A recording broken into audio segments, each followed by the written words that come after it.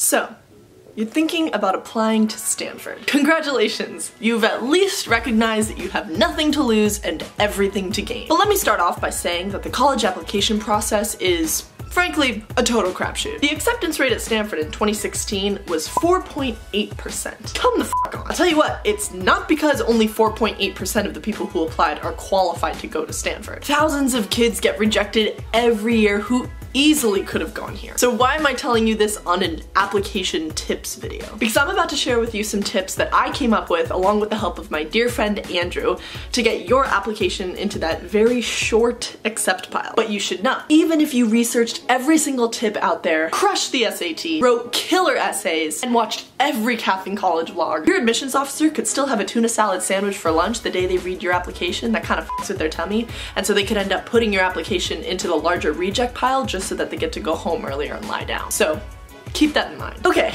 let's start at the beginning. There are plenty of things you can do early on in your high school career to make the college application process a lot easier for your future self. For example, you can cultivate strong relationships with your teachers. Besides making your high school experience so much more worthwhile, it's also going to help when you have to ask for letters of recommendation down the line. There's plenty of ways to build up a strong relationship with your teachers. A good place to start is talking to them after class. If you like their class, let them know. If you're looking for other ways to get involved, ask. Teachers aren't bothered when you ask for help. They love to see that you want to learn. It also helps to recognize that they're human beings with a life outside of teaching. Any good letter of recommendation is going to be the byproduct of a solid relationship. Another tip you might hear from a lot of people who are familiar with the college application process is that in order to have a great app, you need to find your passion. This can be an intimidating piece of advice for, let's say, a 17-year-old who has no idea what on God's green earth they want to do with their life. So instead of thinking about it as find your passion, just think about it in terms of being a yes man, or woman,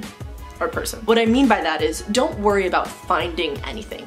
Just start by saying yes to the opportunities that present themselves. There's no downside to spending 45 minutes at an info session for a club you know nothing about. Chess club, school newspaper, astronomy, watercolors? Why the hell not? Spend small amounts of time trying different things and trust your gut when things click and when they don't. Just follow your intuition. You probably know more about what you like and what you don't like than you think. Alright, so after you've spent a couple of years in high school getting involved in extracurriculars, studying real hard for your tests, the time will come to actually start with the application. So one huge tip that I have for that is to start early. If you're gonna apply to Stanford, do it seriously. A good time to start the application would be August, September-ish. The Stanford app is long and relatively detailed, so you're gonna want to spend a significant amount of the time that you spend on applications to this one in particular. There are also some specific tips for the application itself. For example, on the Stanford app, it's okay to be weird. Have you seen the Stanford band? They dress in crazy costumes and play instruments that aren't instruments and are some of the craziest, weirdest, and most loving people you'll ever meet. Our mascot is a tree. It looks like this. If you've got a weird side, it's okay to let that show on your Stanford app. Weirdness is very much valued here. So make yourself stand out by highlighting some of your more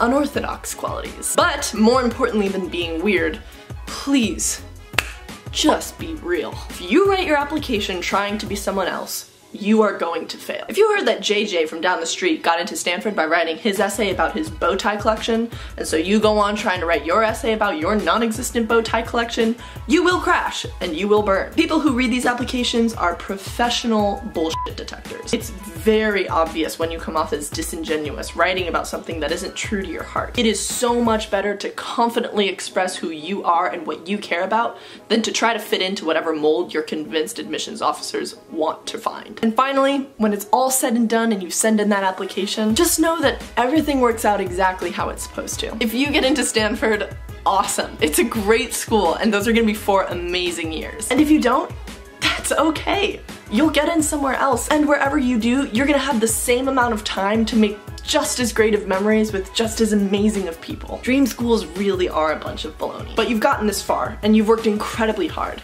No matter what happens, just don't lose sight of that. Alrighty, slippy slidey. Today is day 4 of the 7 days of CiC Scavenger Hunt. We're counting down to the premiere of season 2 of Cath in College Senior Year, a weekly web series where you can join me and my friends on this crazy ride that is the Stanford experience. Today's clue to win: Amazon Echo Dot in a pocket, picket, Those things on the back of your phone that go in and out, signed merchandise, t-shirts, really expensive fountain pens, is. In my video, How I Got Into Stanford, I talk about some of the different things that I did in high school, including interviewing cool people through my high school television program. So today's question is, what did Rihanna say to me during my interview with her back in my junior year at BHS? Once you've got that sweet good answer, go ahead and enter into the prize drawing by following the links in the description. And if you're watching this in the distant future, I feel bad for you. So stay tuned for tomorrow's video in the 7 days of CiC countdown. And subscribe for more videos about Stanford and my life and everything in between. Thumb me if you want to, and I shall see you,